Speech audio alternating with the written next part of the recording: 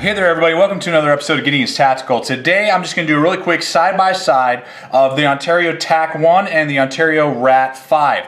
These are both very similar knives. I'm going to give you the basic specs, but then I'm going to talk a lot more just about the similarities and the differences and which one would be best for you and what differences there are, because they're very similar blades, and it really took me a long time. I had to call Ontario Knife Company to get certain specs and different things to really figure out what the differences were, and really had to get them in my hand ultimately, and then to do this video for you guys who might be trying to figure out, do I want a TAC 1, do I want a RAT 5?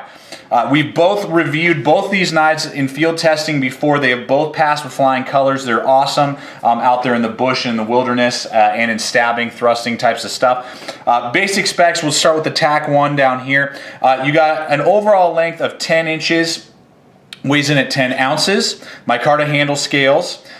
This particular steel is the discontinued D2. We're not going to talk about those differences now. You can only get it in 1095 just like the RAT, so they're the exact same steels, 1095. You're looking at a full flat grind.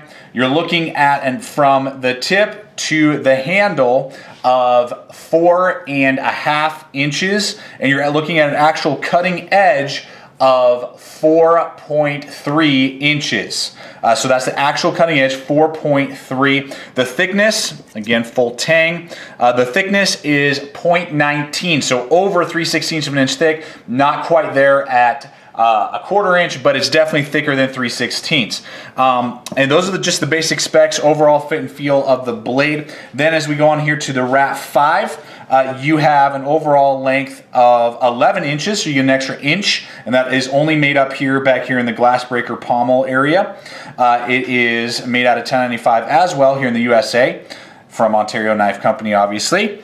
It has a full flat grind as well. From tip to the handle is 5 inches, and the actual cutting edge is 4.3, and remember this was 4.3, so 4.3 actual cutting edge. Micarta handle scales, again, full tang construction, and then this one is a thickness of 0.18 or exactly 3/16 of an inch thick. So this one is just slightly thinner than the TAC 1, weighs in at 11.5 ounces. So those are kind of the specs. So as you can see right off the bat, and that's one of the things I was trying to figure out right away, guys. You know, the RAT 5 is kind of deceiving. It's actually a 4.3 on the RAT 5 cutting edge, and you got 4.3 on the TAC 1. So edge lengths are exactly the same on both of these knives. This one just kind of has this blank area. It's not big enough for a finger, really, to do a finger choil.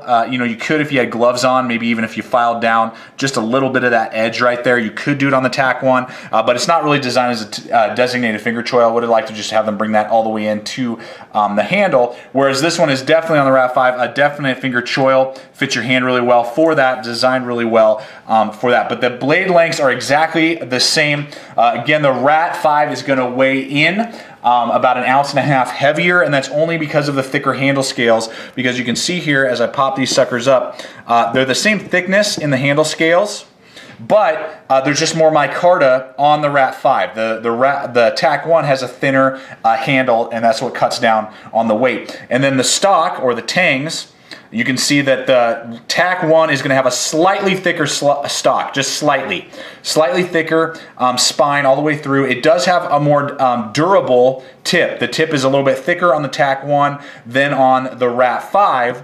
The RAT 5, excuse me, trying to balance two knives, trying to juggle two knives at the same time. The RAT 5 is definitely a thinner tip, so it's going to stab and penetrate more, but it's not quite as durable and tough in, say, prying or stabbing, like side to side, trying to dig out something. Your TAC 1, it has a thicker tip as well.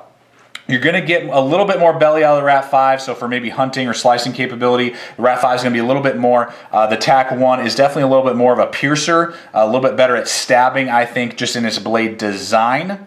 It's just got a narrower belly, basically, and just a narrower knife overall. Lanyard holes on both. The RAT 5 does have a glass breaker that you could definitely, blow open a car window or something like that, whereas the TAC 1 doesn't have anything. It's just rounded and smooth. So those are the basic, side by sides. So in my opinion, you're like, great. So now which one would you recommend? Well, I really highly recommend, and I'll put links below to go check out the field testing on the TAC-1 and to check out the field testing on the RAT-5. Both did an amazing job. They're both so similar.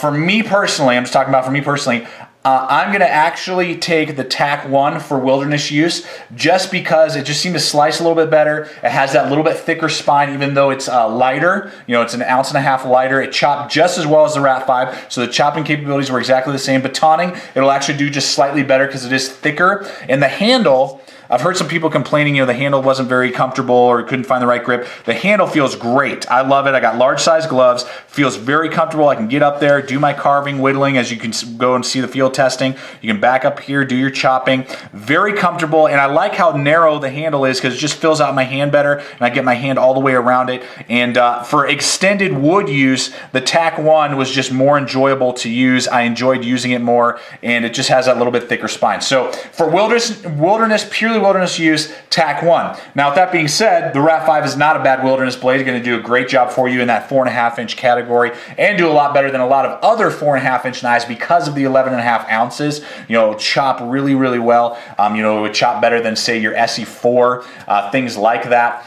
So just kind of throwing that out there to you. So, it does a great job. What I would say is that the handle is definitely fatter. It's about the same size and length, but it is fatter, so it will fill out your hand a little bit more. Not that it's uncomfortable by any means with my large size gloves, but the TAC-1 just seemed to be a little bit more comfortable with long extended wood use, cutting, carving, different angles, grips, different things like that. The finger choil is awesome, so you can really get in there and get your detailed work going. I really do like that aspect of the RAT-5, that it does give you the actual finger choil where the TAC-1 doesn't. I would either that they bring the edge all the way to the handle or give me an actual choil. Give me one or the other, not this weird blank spot there, which is kind of annoying. So for tactical use, self-defense, military use, whatever, I would actually go with the RAT-5, even though the TAC-1 is actually issued to, I believe it's the paratroopers or one of the military wings, one of the parts of the military does get issued a TAC-1.